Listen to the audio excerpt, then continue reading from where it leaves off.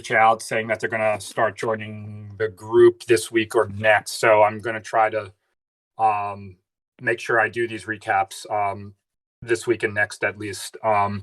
So going back 2 sessions ago, we talked about the communication complexity of equality. And this was our first demonstration of the power of randomness, especially when combined with low-degree polynomials. And the idea, so in this problem, Alice and Bob have 2 very long vectors, each of n field elements, and their goal is to determine whether they're the same vector.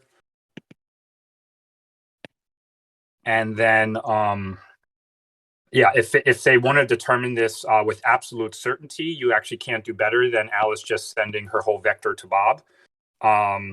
But if you allow them to run a randomized algorithm and have a very, very small probability of outputting the wrong answer, then you can do vastly better than that. And so the randomized algorithm proceeds as follows. So Alice interprets her input x as a polynomial px of degree n-1. And there are several ways you could do that interpretation, but probably the simplest is to just interpret x as a list of the n coefficients of that polynomial in the standard monomial basis. So that would be like px of t equals the sum over all entries of x of that entry times the appropriate power of t. And what Alice would do is, in this protocol, is just choose a random field element at random. Chooses and sends to Bob just the field element and her polynomial evaluated at that field element to Bob. And Bob compares the evaluation to his evaluation. And if the evaluations match, Bob is convinced that they have the same vector. And if they don't match, he knows for sure that they have different vectors. Okay, and we think of like P sub x of r as like a fingerprint of x, in the sense that if x and y are different, they're not the same vector, then Alice and Bob would have to get very, very unlucky for the fingerprints to match. So it's like, if you compare your fingerprint to a random stranger's fingerprint, you'd have to get very, very unlucky for your fingerprints to match, at least according to like a fingerprint reader or something. That's the concept. And we specifically called this Reed-Solomon fingerprinting because of that refers specifically to this way of interpreting a vector x as the coefficients in the standard monomial basis of a degree n-1 polynomial. And the key to showing that they output the wrong answer with low probability is that if 2 polynomials, p and q, are not the same polynomial, and they both have degree n-1 or less, the probability over a randomly chosen field element that they agree at that field element, despite being different polynomials, is at most degree over field size. And so that says, hey, if x and y are not the same vector, then px and py are not the same polynomial. So the probability their fingerprints match is at most n-1 over field size. So that was 2 lectures ago, and that reduced the communication complexity from, I guess, n field elements if they weren't allowed any failure probability, all the way down to 2 field elements. Right, the 2 field elements were r and Alice's polynomial evaluated at r. So just a massive improvement in communication complexity compared to the best possible non-randomized algorithm. Okay, and then last time we saw Frivold's algorithm for verifying matrix multiplication. So here we're given as input, and I'll try to make this fast, 3 matrices, A, B, and C, with entries from the field. And the goal is to determine, is C the product of A and B? And I presented 2 variants of the protocol. So one was that like the algorithm, which you could think of as a verifier, picks a random field element R. So this is sort of the univariate variant. Pick R at random, and then let X be the first n powers of R. Okay. And yeah, let me call this variant 1. And then just check whether CX equals A times BX. Okay. And so you can think of CX as like a fingerprint of C, and A times BX as a fingerprint of A times B. And so the same intuition as in the communication protocol holds. So if C and A times B are the same matrix, of course, their fingerprints will always match.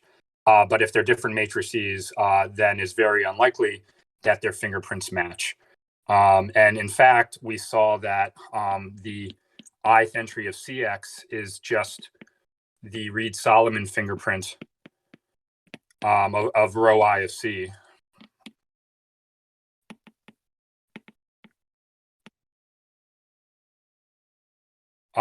So if C and A times B are not the same matrix, then there's at least one row of the 2 matrices that differ in at least one entry. And so if you just look at the ith entry of CX and A times BX, those 2 entries are the Reed-Solomon fingerprint of 2 distinct vectors, namely the ith row of C and the ith row of A times B. And so the analysis from the communication protocol directly tells us that if C does not equal A times B, then the probability over the verifier's random choice of field element R that CX equals A times BX is at most n minus 1 over field size, just as in the communication protocol. And the benefit of Frivold's algorithm compared to something much more naive without any randomness is the following. So, to solve this problem, like the natural deterministic way to solve this problem would just be for the verifier on its own to compute A times B and compare it to C. But the point is that the fastest known algorithms for that problem run in superlinear time. Whereas if the verifier just needs to know the fingerprint, which is all it needs to know to run Frivold's algorithm, it doesn't actually need to know A times B. So it doesn't have to compute A times B. Okay, and here we exploit associativity of matrix multiplication, whereby A times BX is the same as first multiplying B by X, which is just matrix vector multiplication instead of matrix matrix, and matrix vector multiplication is linear time. So the output of BX is a vector, and then we can just multiply that vector by A. And that's also linear time. So basically, to run Frivold's algorithm, the verifier has to do 3 matrix vector multiplications. It multiplies C by X, it multiplies B by X, and then it multiplies the result of BX by A. So that's 3 matrix vector multiplications, and all 3 are linear time. Whereas explicitly computing the product matrix A times B would be superlinear time. So that's the benefit of Frivold's algorithm compared to some naive deterministic algorithm that ignores the untrusted prover here that's providing the claimed answer C. Okay, and then finally, we saw the Schwarz-Zippel lemma. This is a multivariate analog of the fact from before that any 2 low-degree polynomials that are not the same polynomial disagree at almost all inputs.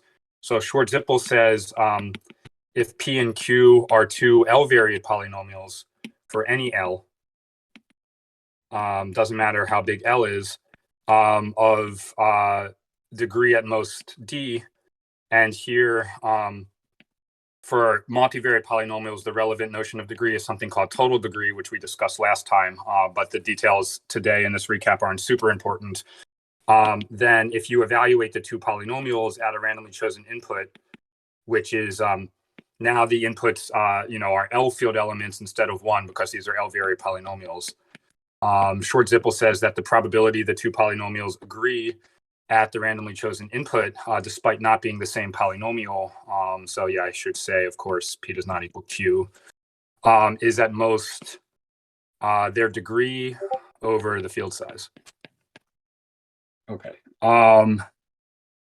Right. So Short-Zippel was just an extension from univariate polynomials to multivariate polynomials of the fact that any two distinct low-degree polynomials disagree at almost all inputs. And then finally, we saw the original variant of Frivold's algorithm, whereby the vector x was not chosen to be powers of a single random field element R, but rather was each entry was an independent random field element. And we saw that in this case, the probability that you get sort of a fingerprint collision, so C does not equal A times B, yet CX equals A times BX, we saw that probability, so the probability over X, the random choice of X, sorry, let me erase this. Yeah, so the probability you get like a fingerprint collision, despite C and A times B not being the same matrix, is at most 1 over the size of the field. Okay, which is better than what we saw in the case where X was powers of a single random field element R, where that probability was n-1 times bigger. And what's happening here is if X is chosen completely at random, then each entry I of CX is not interpreting the I throw as C as a univariate polynomial of degree n-1. It's interpreting I throw C is being interpreted here as an n-variate polynomial of total degree 1.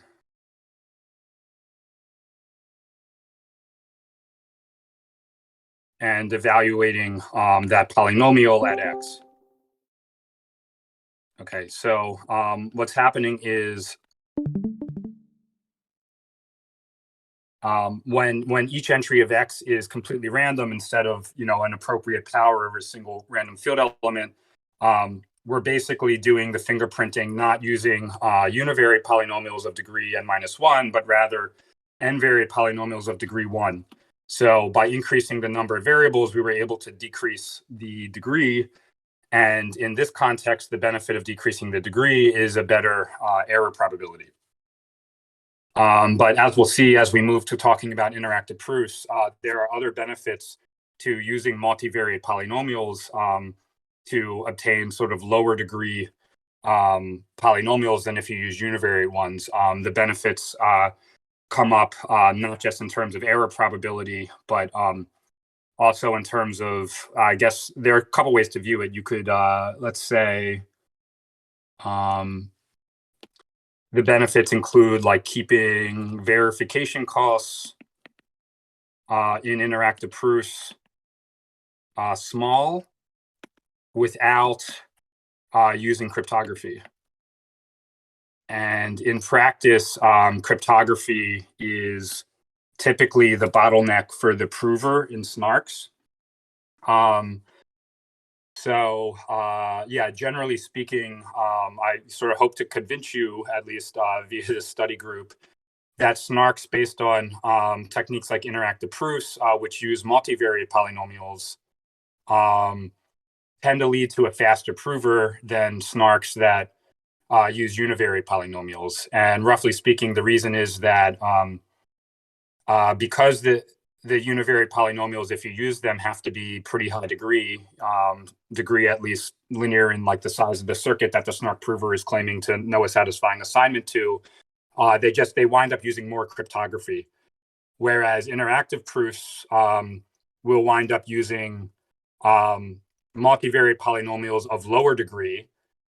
And as a result, for reasons we'll see starting probably next week, they're able to keep the verification costs reasonably low, maybe not as low as the univariate polynomial-based techniques, but yeah, reasonably low verification costs while using much less cryptography. Okay, so this statement will make more sense probably next week. Yeah, so last time we saw, some benefit of using lower degree multivariate polynomials compared to higher degree univariate ones, and we're going to keep seeing benefits of that. Okay, so that is the recap. Today, I want to discuss univariate and Lagrange interpolation.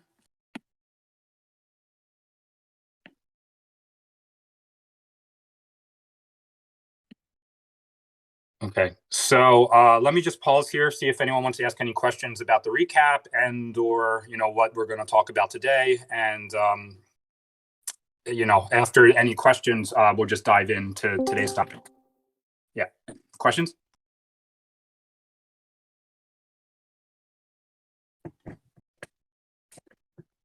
Okay, cool. Yeah, so, in the communication protocol for equality, I said the way we interpreted a vector x in field to the n as a polynomial, which I called px, was to think of x as the coefficients in the standard monomial basis of that polynomial. So this would be px via that interpretation. So the ith entry of x is like the ith coefficient of the polynomial. There is another natural way to interpret a vector x as a polynomial, even as a univariate polynomial, which we've already discussed some. People will call it the low degree extension, right? So I call this technique like Reed-Solomon. This technique about coefficients, Reed-Solomon, and that's because from a coding theory perspective, this technique is replacing the vector x of length n with a much larger vector of length equal to the size of the field that just lists all evaluations of px, and let's say field -1, field size -1 at the end. And this encoding procedure is called the Reed-Solomon code typically. And the low degree extension code is the same thing, but px is different. So the manner of interpreting x as a low degree polynomial is different. But what comes out in the coding theoretic view is still all evaluations of that polynomial px. It's just a different polynomial px if you use the low degree extension encoding rather than the Reed-Solomon coding. So in the low degree extension code, rather than x being interpreted as the coefficients of the univariate polynomial, they are instead, x is instead interpreted as the evaluations of the polynomial px over a specified set called the interpolating set. So x is interpreted as, let's say, all evaluations of px over a specified set h of size n. Here, h is some subset of the field. H is called the interpolating set. And for this presentation, I will take the interpolating set to be let's say just the field elements 0, 1 up to n minus 1. This of course assumes that the field is of, let's say, prime order, where the prime is larger than n.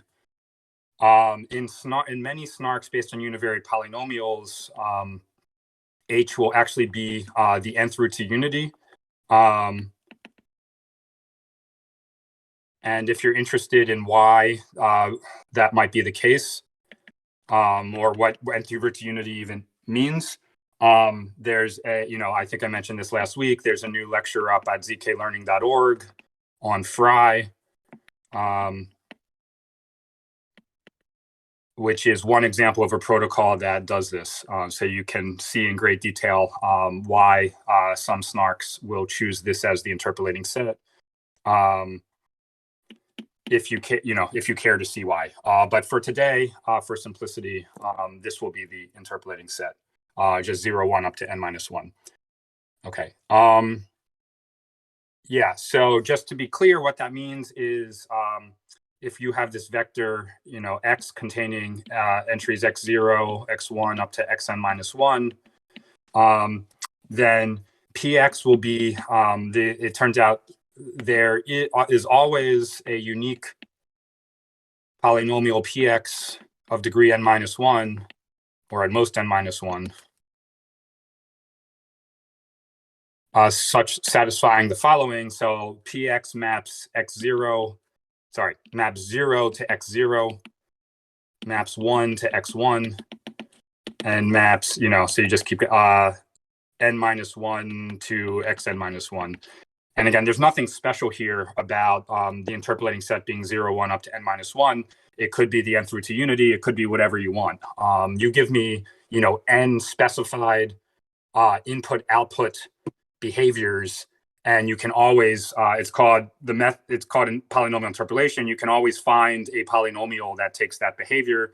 And in fact, if you insist that the polynomial of degree n most n minus 1, the polynomial with this behavior is unique.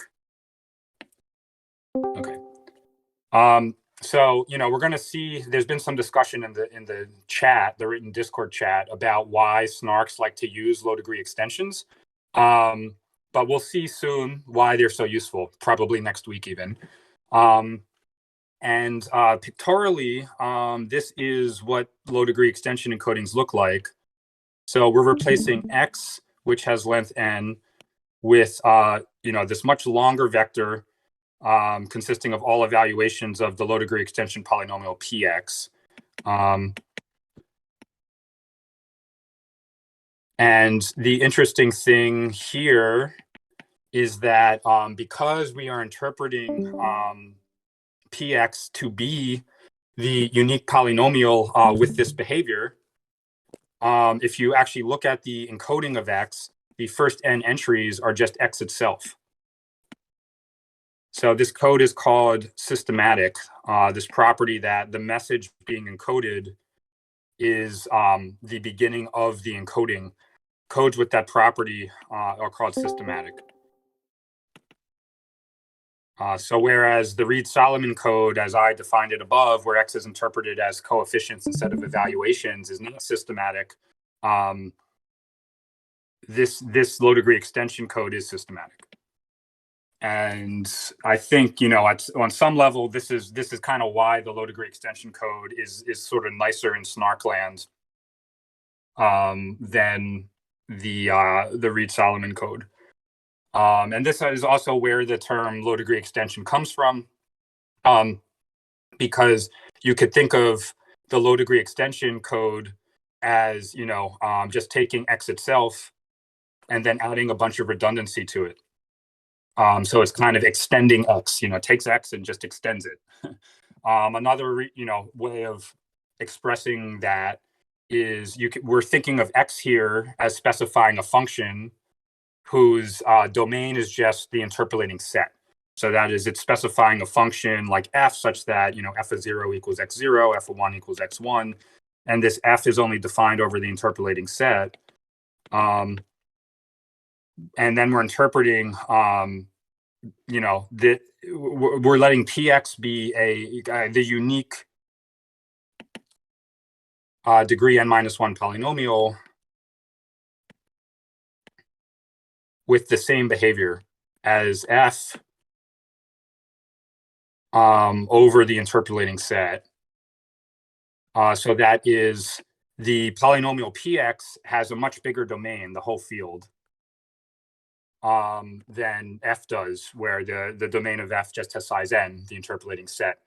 But if you evaluate px at any point at which f is defined, it behaves identically to f. So we're thinking of px as as a way of kind of extending the domain of f from the interpolating set to the whole field. So those are sort of two ways to, and they're basically the same statement, just in slightly different language, of understanding where the term low degree extension polynomial comes from. Okay. Great. So, and then I'll pause for questions in a second, but getting now to the main point of today's presentation, Lagrange interpolation. I should call this univariate Lagrange interpolation. So what this is going to be is sort of twofold. So it's we're going to give an explicit expression for the low degree extension p sub x. And then we're going to use that expression to give an efficient algorithm, namely order n time algorithm, that given as input x and a desired evaluation point r, outputs the evaluation of the low degree extension of x at r. Okay, so Lagrange interpolation is sort of kind of refers to both of these things. So first, it just gives a nice, clean, explicit expression for the low degree extension of x, and then it uses that expression to give a fast algorithm for evaluating the low degree extension at a desired point. Okay, so that's the main goal of today. Okay, so I'm going to pause here. Anyone want to ask a question? Hi, I was wondering if you can give an example of a non-low degree extension, like a high degree, for example, just to like intuitively, so I can understand what that means. Yeah, great. Okay, sure. So let's say x is, keep it short. You know what? Let me think. What's going to be easiest here? All right, I'm going to try to do this with a picture, and then you should actually then ask the question again in maybe 15 minutes or something when we see what this expression is. Okay, but so I'm going to try to do this just with a picture. Okay, so let's say,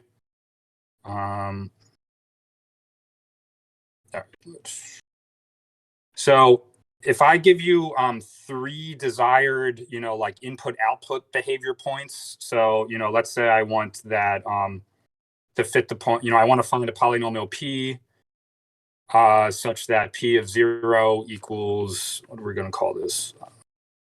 2, I don't know, 0, minus 1. Okay. Minus 1, 0, 1. All right, so let's say we want p of 0 equals minus 1, p of minus 1 equals 2, p of plus 1 equals 2. So you give me any 3 points like this, I can always fit a degree 2 polynomial, a quadratic, through those points.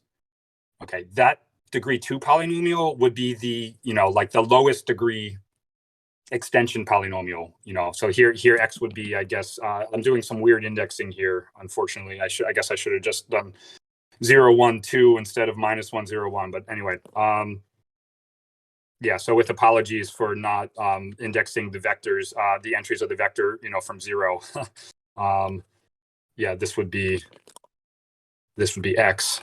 So I changed the interpolating set to minus 1, 0, 1 rather than 0, 1, 2. But you can also fit degree 3 or degree 4 or degree 5 or degree 6 polynomials through the same points. So maybe I'll just change colors here. So yeah, this is going to be, I don't know. Let me just let's do this.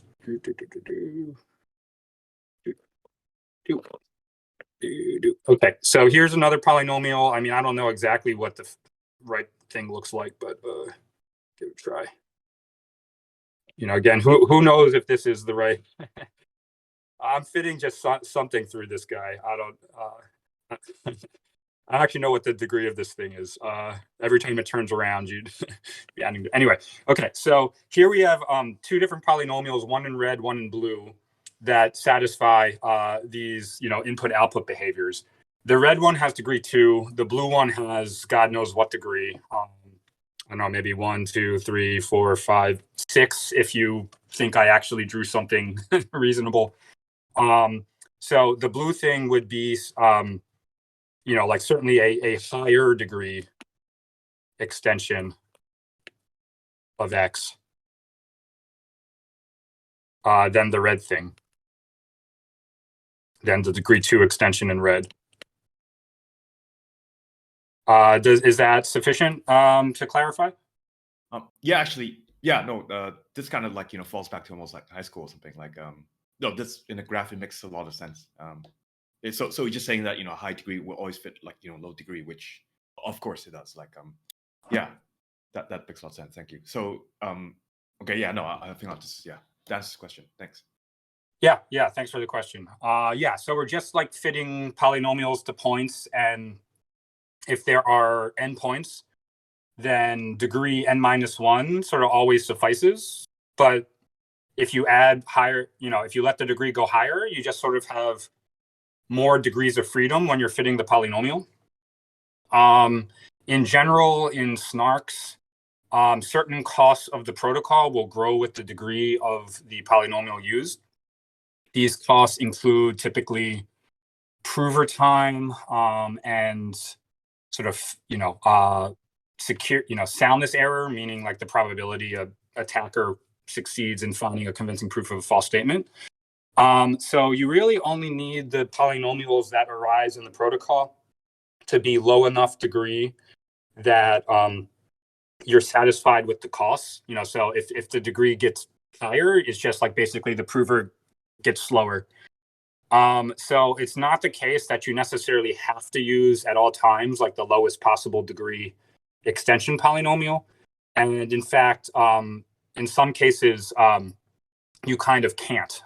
For certain reasons, you have to use a higher degree extension than the lowest possible degree extension. Maybe let's not dive into reasons why that would be the case now. But so the term low degree extension or low degree polynomials, like in SNARK design, is a little bit vague. It sometimes is used to mean the lowest possible degree extension polynomial. But it's other times just means something that's low enough degree that the relevant costs are acceptable to you, namely the soundness error and the prover time typically. Okay. Other questions? Thanks. That was that was the question I was about to ask. Is the great. The definition. Thank you. Yeah, great. Yeah, thanks for the question. Yeah, great questions.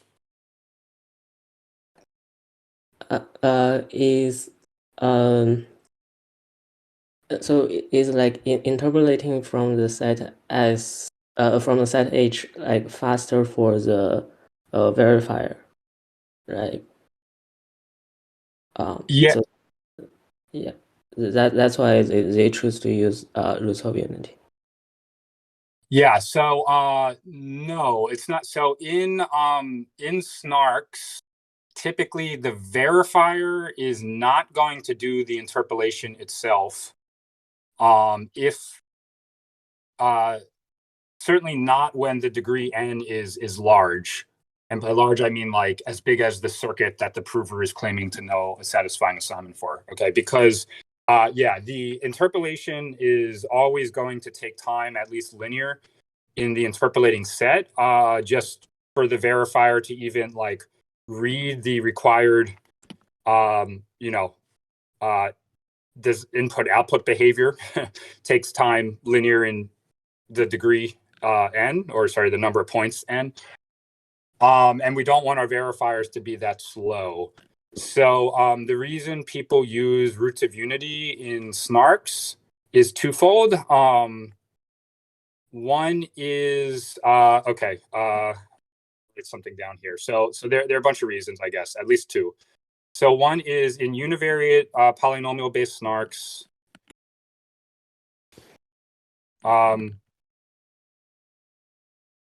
Okay, the prover actually will have to typically. This isn't always true, but it's often true at least. We'll have to evaluate. Maybe it's always true to evaluate the low degree extension, not at one point, but at many points. Say like 4n points or something like that, 16n or something. And in order to do that quickly, you need to deal with like FFT friendliness, and the nth root to unity are FFT friendly. That just means there's a relatively fast algorithm to do this multi-point interpolation. So today I'm just going to tell you an algorithm to evaluate the low degree extension polynomial at one point quickly. But to do many points quickly, this algorithm will not suffice. You have to do something much more sophisticated. So that's one reason they use roots of unity. And another reason is the verifier in these snarks has to evaluate something called the vanishing polynomial of the interpolating set, which people typically denote z sub h. This is just a polynomial that maps, so it kills everything in the interpolating set. So that is, it maps everything in h to 0, but doesn't kill anything outside of h. And if you use the interpolating set, 0, 1 up to n minus 1, this polynomial is not efficiently evaluatable. The polynomial would be, in this case, you kill 0, you kill 1, you kill, up to n minus 1. And I don't think there's a faster way to compute this than just doing it directly in order n time. But if it's if ZH is the nth root to unity, this vanishing polynomial is x to the n minus 1. It's sparse. So even though it's high degree, t to the n minus 1, even though it's high degree, the verifier can evaluate it at a random point quickly. So those are two reasons, the two main reasons I'd say people in snarkland use root to unity as their interpolating set. There might be some others too. Is that sufficiently helpful? Yes, thank you. This may be mentioned in the MOOC, but I think I just don't remember it correctly. But thanks for the explanation. Yeah, thanks for the question. Yeah, it's I think it's good to, we could delay discussing these issues, until we get to the univariate polynomial-based snarks. But I think these kind of previews are helpful to motivate, why we're looking at the things we're looking at now. And we're not going to get to the univariate polynomial-based snarks for a while. So I think it's good to discuss this stuff now. So yeah, thanks for the question. Other questions?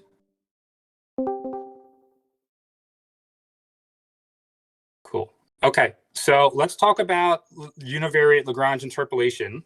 I'm going to start with an explicit expression for px. I'm going to do this with a small example because the expression is just a little bit gross in the general case. So I'm just going to do everything in a very concrete example. So let's say x is 3, 1, 0. And the interpolating set is 0, 1, 2. So what I'm going to introduce first is what are called the Lagrange basis polynomials for this interpolating set. Okay, so these are going to be called delta 0, delta 1, and delta 2. So there's one Lagrange basis polynomial for each element of the interpolating set. And the point of the Lagrange basis polynomials, we're going to specifically define them to have the following behavior. So, let's say t. Okay. So we want delta I to map I to 1 and kill everything else in the interpolating set. So delta 0 should map 0 to, 1. So it should map, if t equals 0, it should map it to 1. And it should, for anything else in the interpolating set, it should map it to 0. Similarly, delta 1 should map 1 to 1. And anything else in the interpolating set to 0. And delta 2 should map 2 to 1. And anything else in the interpolating set, it should map to 0. So that's how we're going to define these. And in fact, there is a unique polynomial of degree n-1 with this behavior, for each, with the desired behavior for each of these. And let me actually tell you what they are. So in this example, delta 0, so we want it to kill 1 and 2. So let's have it do that. So t-1 times t-2 ensures that 1 maps to 0 and 2 maps to 0. So we're almost done in defining delta 0. The problem is that this expression does not map 0 to 1. So what we need to do is we just need to divide by whatever it does map 0 to, so that we ensure that 0 is in fact mapped to 1. So 0 here gets mapped to -1 times -2, which is just 2. So let's just divide by 2. Okay, so now you can check. So what 1 gets mapped to 0, 2 gets mapped to 0, and 0 gets mapped to 1. Okay, so we just put in a denominator specifically to cancel out the numerator when you evaluate the numerator at 0. Okay, so similarly, delta 1 would be t-0 times t-2 over, should be -1, right? Because the numerator maps is -1, 1 minus 0 times 1 minus 2, yeah, -1. And then delta 2 would be t-0 times t-1 over 2, right? Because the numerator maps 2 to 2, so we want to divide by that, so that 2 instead gets mapped to 1. Okay, so those are the Lagrange basis polynomials in this example. In general, for general n, delta I would have the following slightly nasty form. So the numerator, has a term for everything in the interpolating set other than I.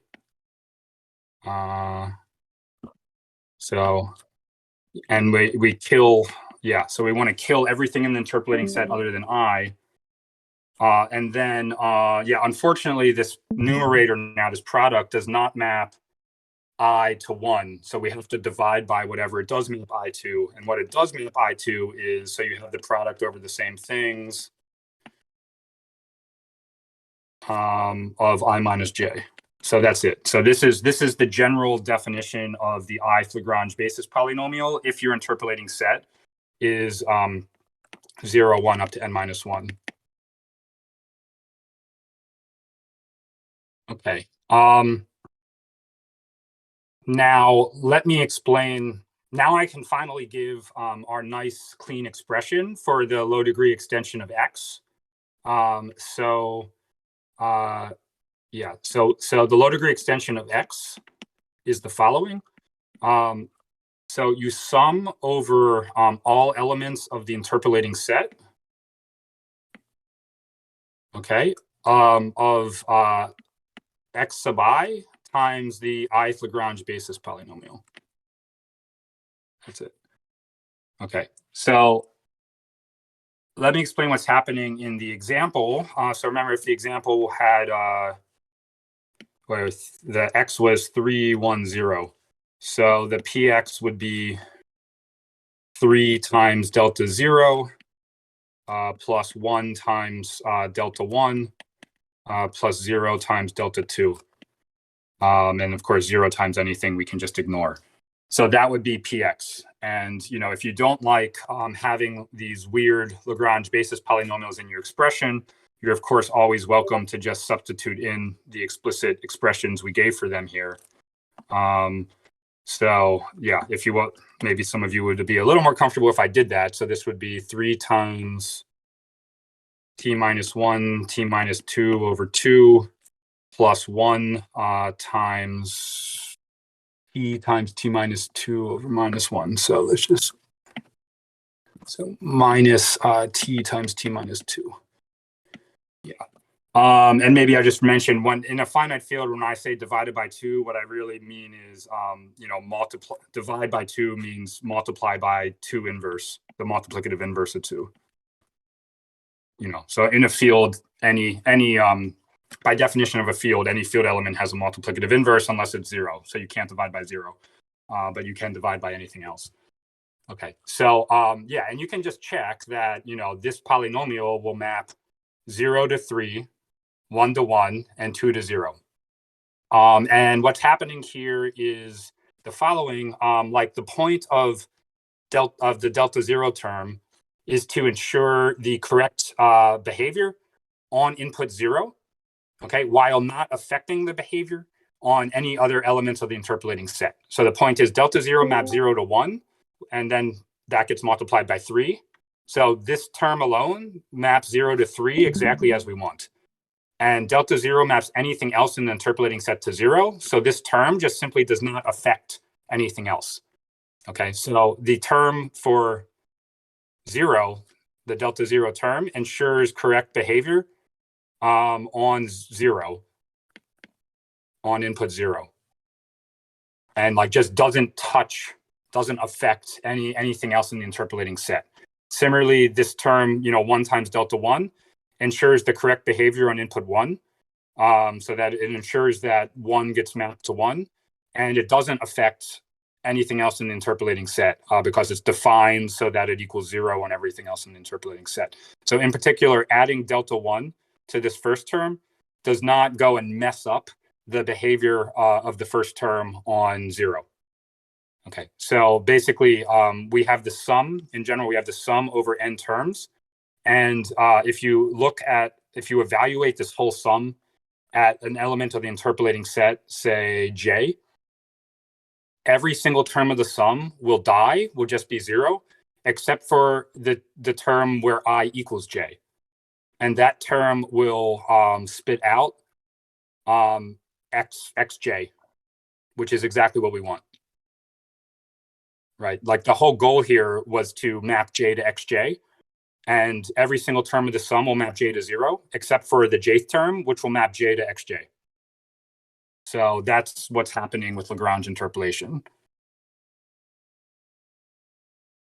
Okay, so that's Lagrange interpolation. Let me just write it out one more time. So px of t is the sum over all entries of x of that entry of x times the corresponding Lagrange basis polynomial.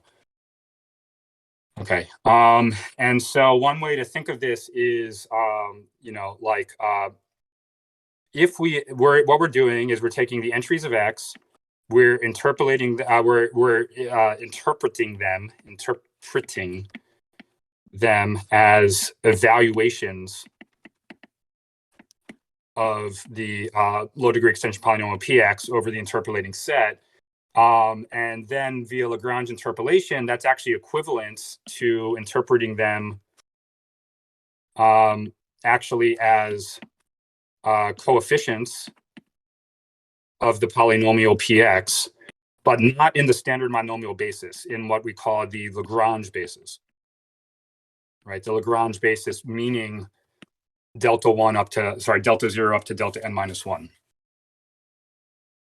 So this is like, it's like almost identical conceptually to the Reed-Solomon encoding, whereby the Reed-Solomon encoding interpreted the entries of x as coefficients of the associated polynomial in the standard monomial basis. We're doing the same thing here. We're just changing the basis from standard monomial basis to Lagrange basis.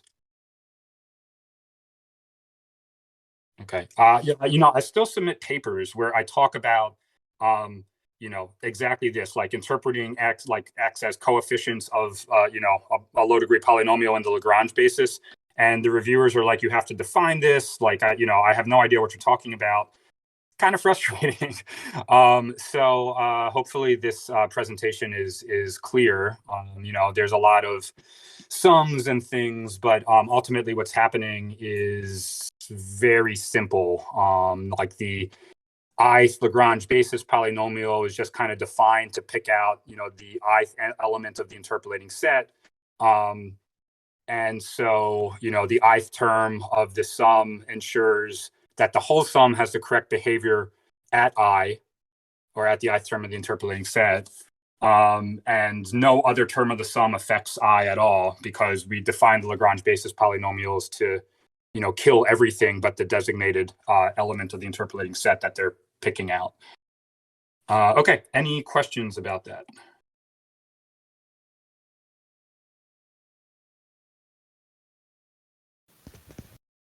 I have a question. I'm just kind of curious. Are there any other like techniques out there in a similar vein as like Lagrange interpolation to create this interpolating set? Like, or are there any variations upon like the Lagrange basis that you use, and like what would be like a situation that would motivate a different use? It just seems like this technique is so ubiquitous that I'm wondering like what else is there out there, and like what would make someone like choose to use something different? Like, is there a drawback to using this approach that isn't like often talked about because it's so ubiquitous? Yeah, well, I would say in Snarkland you have the following issue arise a lot. So the prover basically in Snarks, like the prover sort of always like would want to work in the Lagrange basis, meaning wants to do Lagrange interpolation and stuff. So that is, typically what's happening in a Snark is, the prover like evaluated some circuit gate by gate and is wants to take the vector of gate evaluations, I don't know, let me call that Y, and take literally just take the low degree extension polynomial Py, and but then in the Snark the prover has to commit to Py, and unfortunately a lot of our favorite polynomial commitment schemes only work only, so let me KZG commitments in particular, which are perhaps the most popular today, Fry being another. KZG commitments need the standard monomial basis. I should think more if they can work in the Lagrange basis. I have to think not, or people would be working in the Lagrange basis. They'd have to change their trusted setup. But yeah, so in KZG commitments, obviously we'll talk much more about these later, but there's this trusted setup that generates this string. So you have this group generator, and the structured reference string has the first n-1 powers of a random field element in the exponent. Here R is toxic waste, so at the end of the setup no one should know R, otherwise security of the Snark is out the window. Okay, and the commitment requires the prover, like to commit to the polynomial, the prover has to send to the verifier to commit to a polynomial little p, I'm going to call it q. The prover has to send to the verifier q of R in the exponent. Okay, and despite not knowing R, it can do that because g to the q of R is let's say q is let me write his sorry to like really squeeze this in. Let me write his coefficients as ci times 2 to the I. Yeah, so g of q to the R is, if it's we're multiplicative group here, it's a product over each coefficient of g to the R to the I, and that's an entry of the SRS. raised to the CI. Okay, so that is, while the prover does not know R, it's kind of hidden in the exponent here. It can nonetheless take the SRS and use it to compute Q of R in the exponent. Because the SRS is powers of R, the prover really needs to know the coefficients of Q in the standard monomial basis. So what actually happens in these snarks that use KZG is typically like the prover, it's handed the coefficients of Q in the Lagrange basis, and it has to transform those coefficients from the Lagrange basis to the standard monomial basis.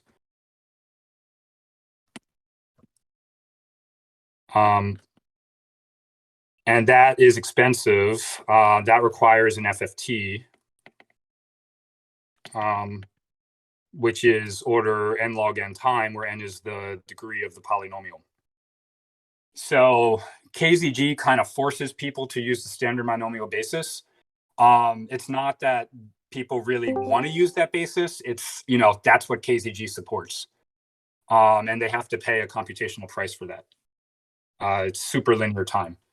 Does that make sense? Yeah. I think so. I'll spend some time thinking about this and then maybe get back. Yeah. Okay, yeah, that sounds good. I mean, it's hard. Yes, a little hard to explain because the reason people are kind of forced to use the standard monomial basis is coming from, deep in the cryptography that we're not even really going to discuss in full until much later. But I think it's safe to say that, like, in snark design, it's kind of always maximally convenient to use low degree extensions, for which, like, the Lagrange basis is the natural kind of basis of polynomials to, represent your polynomial in. But there are kind of orthogonal reasons coming from cryptography and things that we can't always do that. Another answer to your question as to why other variants, other ways of interpreting vectors as polynomials comes up is actually today. I'm gonna try to wrap up in the next 15 minutes, but I do want to get through, because I did get through it in the last session last night. What I call multilinear polynomial interpolation, or Lagrange interpolation, and this is just exactly the analog of univariate Lagrange interpolation, except we're not going to interpret. So don't interpret X as a univariate polynomial. Interpret it, but rather, so a univariate polynomial of degree n-1, which is kind of the lowest degree you can have in order to kind of uniquely interpret X as a univariate polynomial, but rather as a log base 2 of n variate polynomial of degree at most 1 in each variable.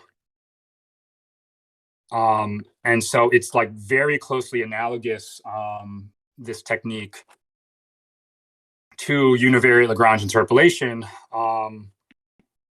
but the resulting polynomial is lower degree but has more variables.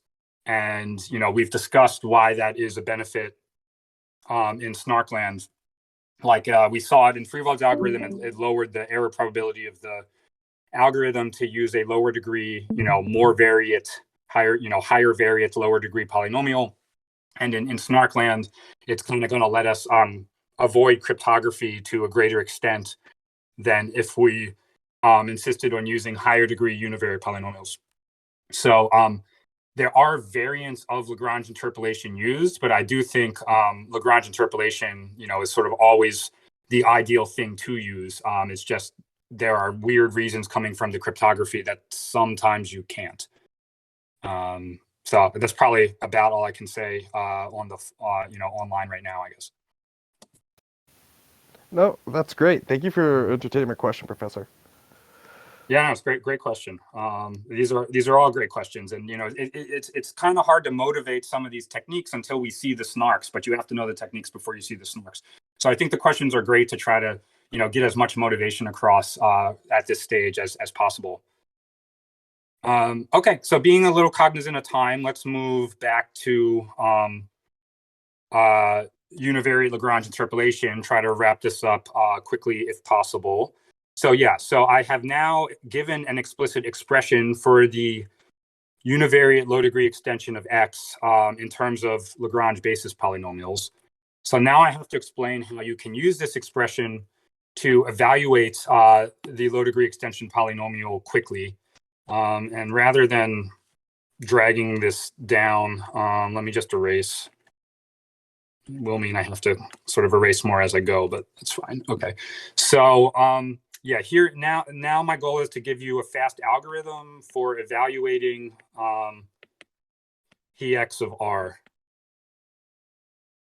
Given as so the input to the algorithm here is the entries of X and the desired evaluation point R. And I'm going to explain how you can do this evaluation in order n time.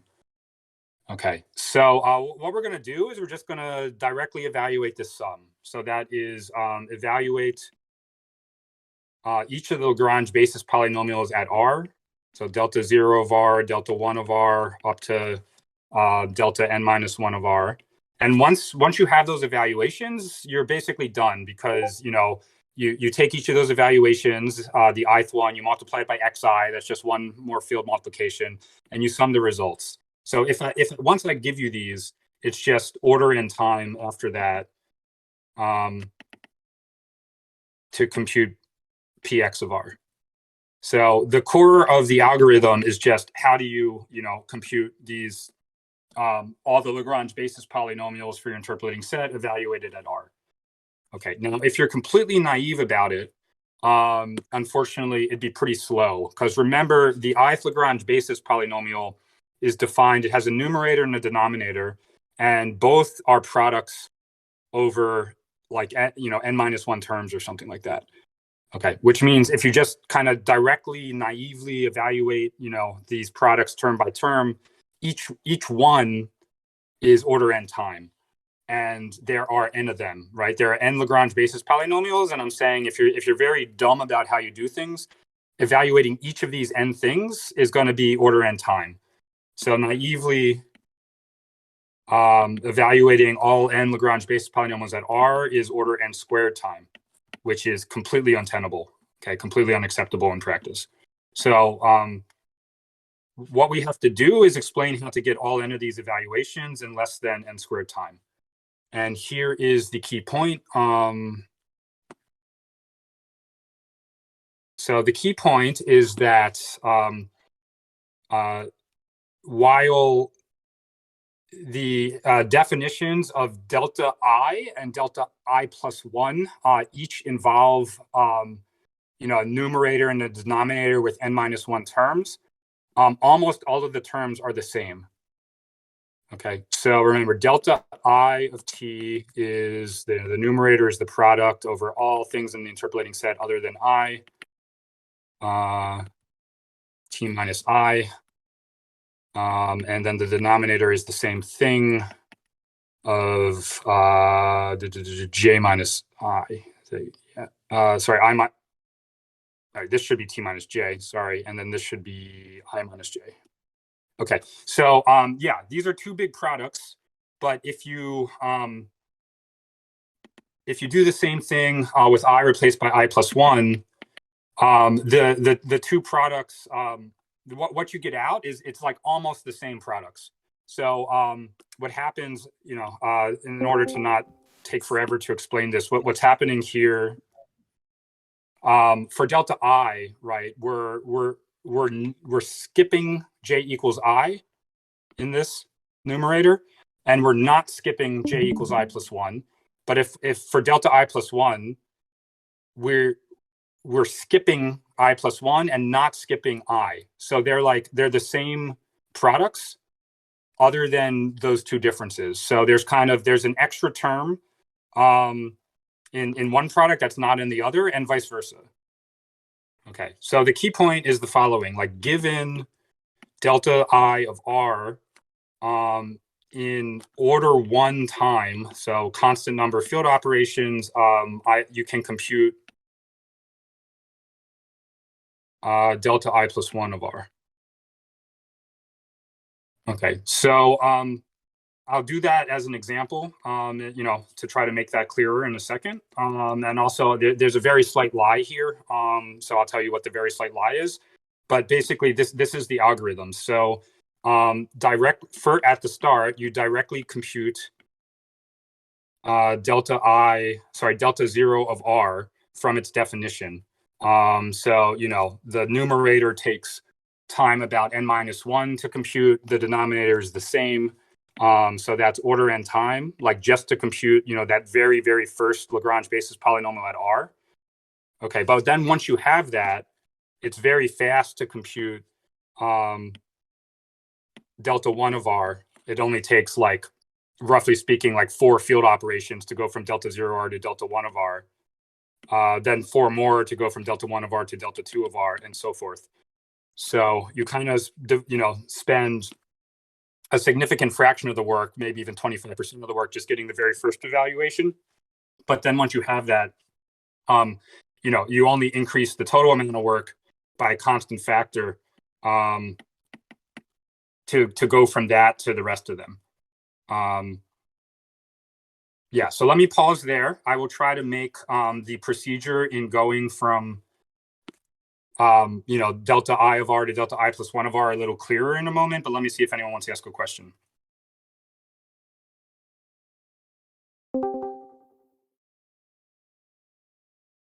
Okay. Great. Yeah, so that's the main idea.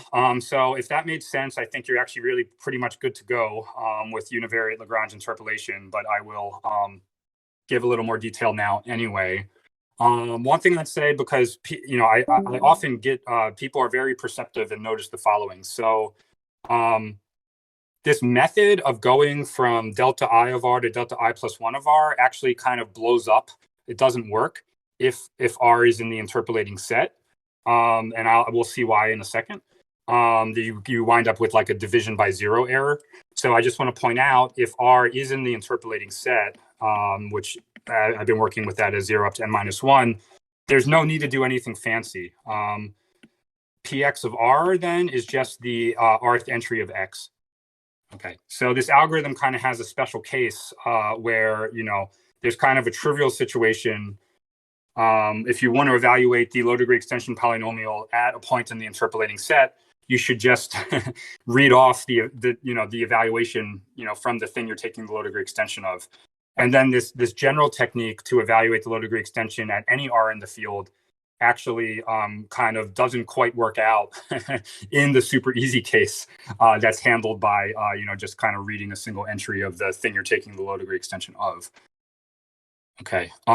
So yeah, let me now actually run through the procedure in the really simple example where x was 310. So in this case, delta 0 of R. Okay. I do want to try to finish this up in 5 minutes. Everything always takes me longer than I think. Okay. So delta 0 of R is 3 times, what is it? R minus 1 times R minus 2 over 2. Delta 1 of R, I'm just rewriting out what is like the specific Lagrange basis polynomials in this case. It was 1 times R minus 2 over minus 1. Okay, so and then finally delta 2 of R is 0. I shouldn't have the coefficients if I'm just looking at the basis polynomials. Sorry. So delta 2 is, we want to kill 0, we want to kill 1, and we have to divide by 2 to make sure that 2 maps to 1. Okay. So what's happening here is, okay, now this example is so small that the procedure in this case is actually like not really any faster than just sort of doing each evaluation independently. But for bigger values of n, n is just 3 here. for bigger values of n, the following procedure would be much, much, much faster than just sort of independently evaluating each of these expressions by itself. Okay, so the point here is that delta 1 of r, okay, if we are, imagine we already have delta 0 of r. So delta 1 of r, okay, so it has an extra term r that delta 0 r does not have. Okay, so it's delta 0 r. We have to multiply by r to bring in, to account for the extra term r in delta 1. They both have, sorry, and then delta 0 has a term r minus 1 that delta 1 does not. So we kind of have to cancel that out. So we get an r minus 1 inverse. Right. So we've multiplied by the thing we need to kind of add in the extra term that's in delta 1, but not in delta 0. And we've multiplied by the inverse of the thing that's in delta 0, but not delta 1. Okay. But then here, the key point is that everything else in the numerator, which in this small example is only one factor, is the same. Okay. So like that's it. If you want to match up numerators, you have to multiply by one extra thing and the inverse of, the other thing, the thing that we want to cancel. And something similar happens with denominators. So, delta 0 has this denominator like 2 that kind of we don't want, and delta 1 has this denominator minus 1 that we do. So we should cancel out the 2 and include the minus 1. So in this example, like this is how you express delta 1 of r in terms of delta 0 r. So there's like kind of 4 extra things, 2 inverses to kind of cancel out something that we don't actually want to be there, and 2, non-inverse multiplications to add in the extra stuff that we do want to be there that wasn't in delta 0.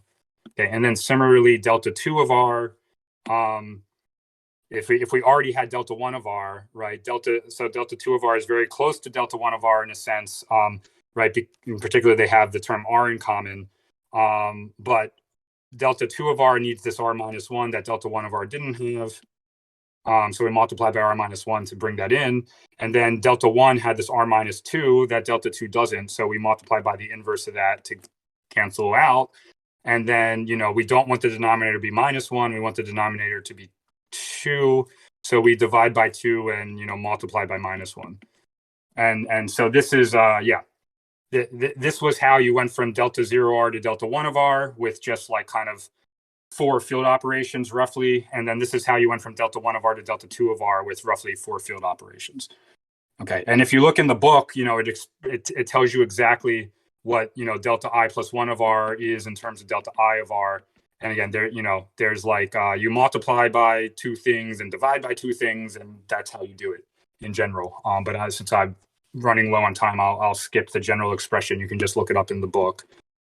Then the last thing I'll say is, computing field inversions, also known as divisions, is actually it's not.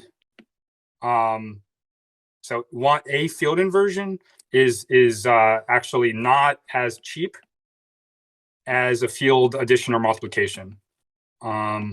It's more expensive. Asymptotically speaking, it's actually super constant time. You have to run something called like the extended Euclidean algorithm. So when I say, it's like, constant time to go from, delta 0 r to delta 1 of r, that's actually sort of a lie, because there was this r minus 1 inverse. But fortunately, there's something called batch inversion, which means I can implement, so can do, n field inversions. So you can invert n field elements by instead doing, I think it's something like 3n field multiplications and just 1 actual field inversion. So you can kind of reduce a bunch of field inversions to a single field inversion at the cost of sort of, everything else turns to multiplications. But I think you do have, like 3n multiplications instead of just n. So the message is, like as you go from delta 0 r, delta 1 r, delta 1 r, delta 2 r, and so on and so forth, like each time you have another 1 or 2 field inversions to do. So don't do them sort of one at a time. Do them all at once with the batch inversion procedure. And And, the cost in the end will be like order n field multiplications, but there is a constant factor kind of blow up due to the inverses when you turn them into multiplications, which people should be aware of. Yeah, okay. So that is my coverage of univariate Lagrange interpolation and how to use it to very quickly evaluate univariate low degree extension polynomials at single desired point R in order n time. Okay, let me pause for questions, and then I'm just gonna, like, as quickly as I can, barrel through multilinear Lagrange interpolation, because I do want to keep the groups together. I am somehow 15 minutes behind where I thought I'd be today, unfortunately, but yeah, I'll try to do it in, say, 5 minutes. Anyone want to ask a question?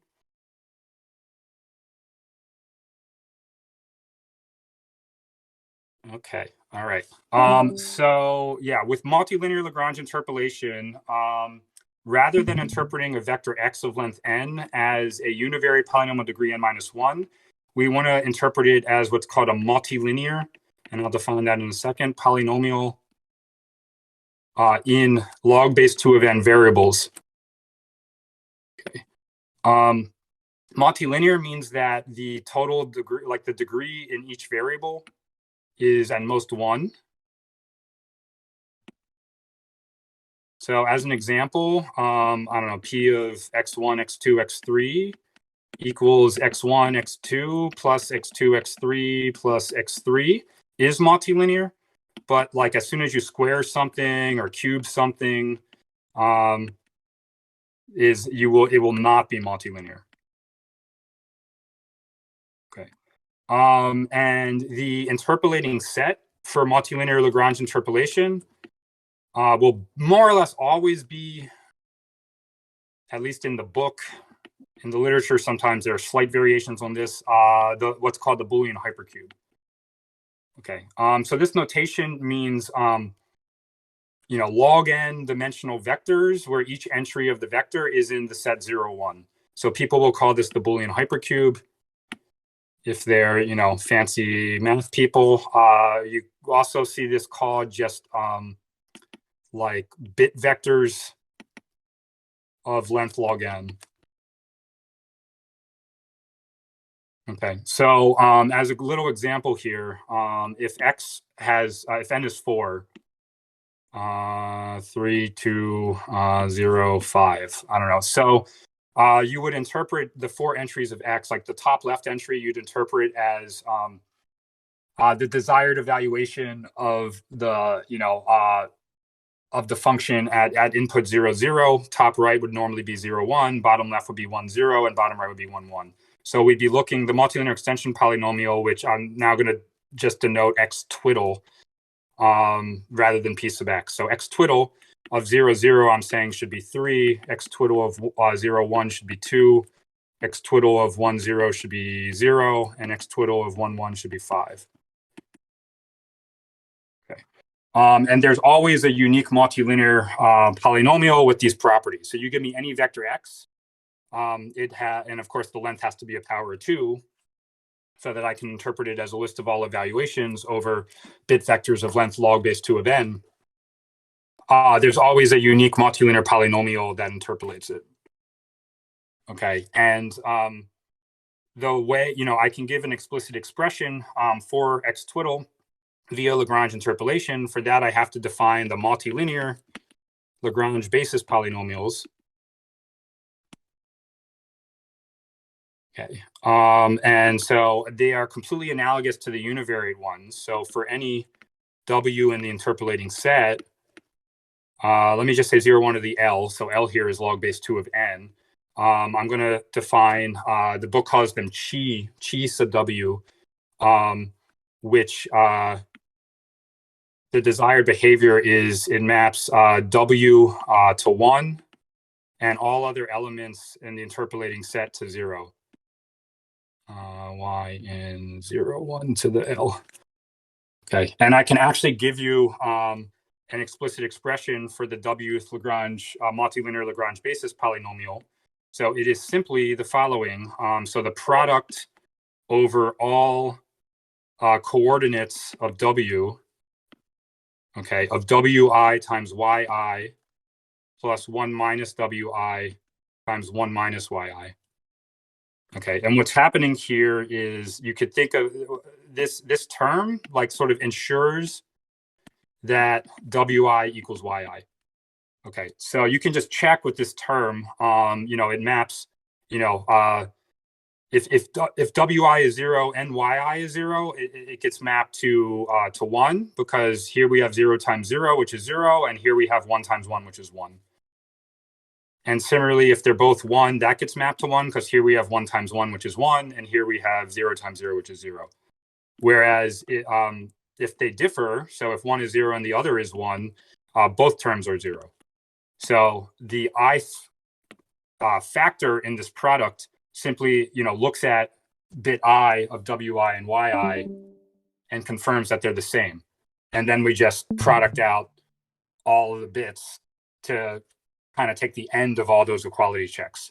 So the product confirms, when we product out, one term for each coordinate, we ensure that wi equals yi for all I. So for all I equals 1 up to L. Okay, and you can check that, each term is multilinear in variable I. So the product over all L terms, where each term involves a different variable, is also multilinear, right? If you product out L multilinear things where each term involves a different variable, the result is also multilinear. Okay, I know I'm like blazing through this. Any questions? Does this make sense to people?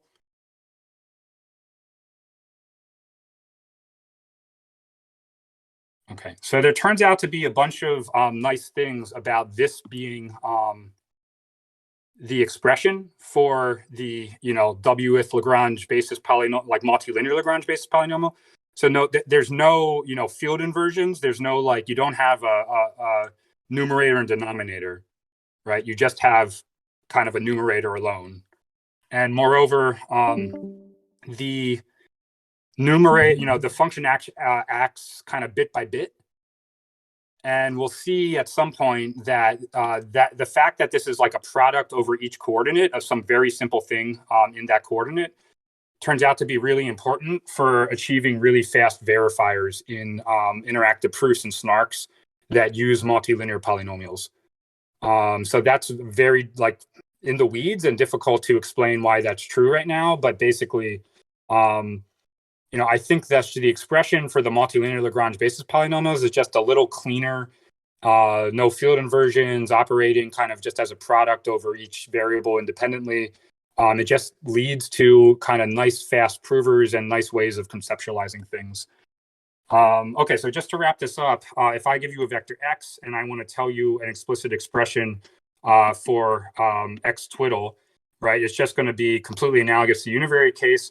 We sum over all entries of x, but now we're thinking of each entry of x rather than being indexed by an element of the univariate interpolating set 0, 1 up to n minus 1. Now we're thinking of entries of each entry of x as corresponding to an input in the interpolating set, which is 0, 1 to the log base 2 of n of that entry of x times that Lagrange basis polynomial. Right, so x twiddle of t is, so again, it's just as in the univariate case, we sum over all elements in the interpolating set. We take the Lagrange basis polynomial for that element and we multiply it by the corresponding entry of x. Okay, just to wrap up here, if you now want to know x twiddle of r at a random point r, the algorithm to do this, just as in the univariate case, what it's going to do is it's going to evaluate each of the Lagrange basis polynomials at r.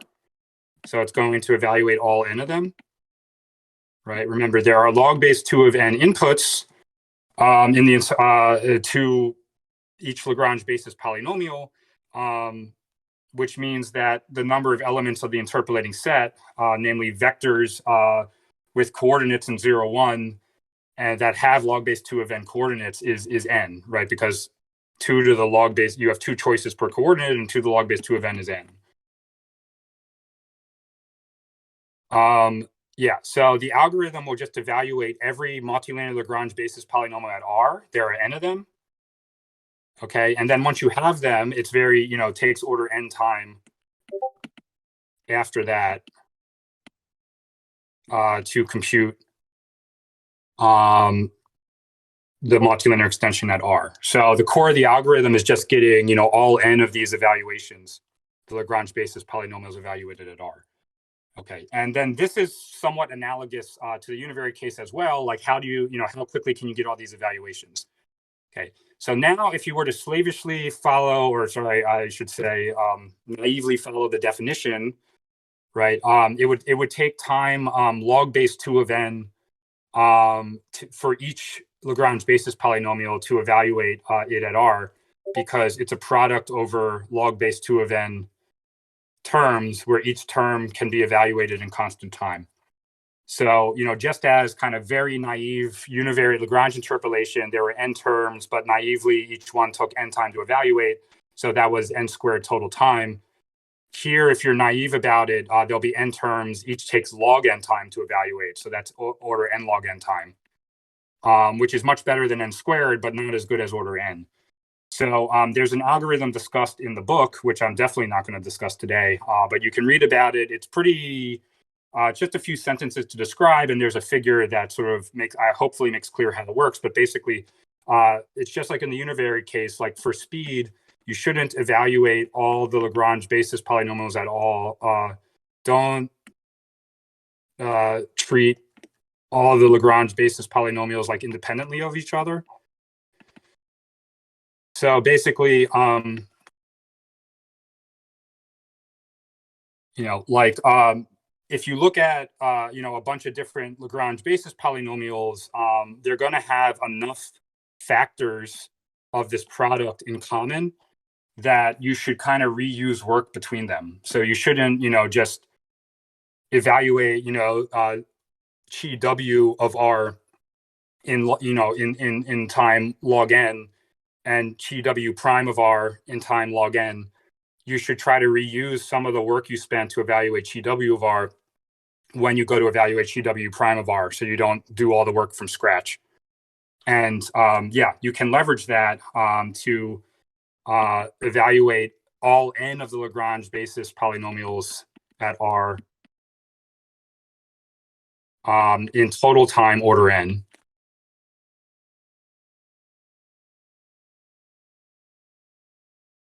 Okay. So that's the key. So, you know, in both the univariate case and the multilinear case, we can evaluate the low degree extension of X at a desired point R in time linear in N. We saw full details of that in the univariate case, and I'm just kind of asserting it in the multilinear case. But it's sort of conceptually similar. You don't evaluate all the Lagrange basis polynomials that are independently of each other. You reuse work across the evaluations. Okay, I unfortunately have a hard stop. I know I had told Ethan that I would try to finish 15 minutes early for questions, and I failed, so I apologize for that. So I'm going to run. If anyone wants to talk, send me a message on Discord or over email, and we'll find a time before next week if you would like, either to have a call, or if you can ask your questions over email, I'll respond over email too. So thank you so much for staying for the whole time. Apologies for rushing the end here. Let me know if you have questions kind of asynchronously. And yeah, I will see you next week, I think. I might be traveling. Yeah, I might have to cancel next week. So look out in the chat for whether we're going to do next week or not. Yeah, I'm going to sign off, but thanks so much. Talk to you soon.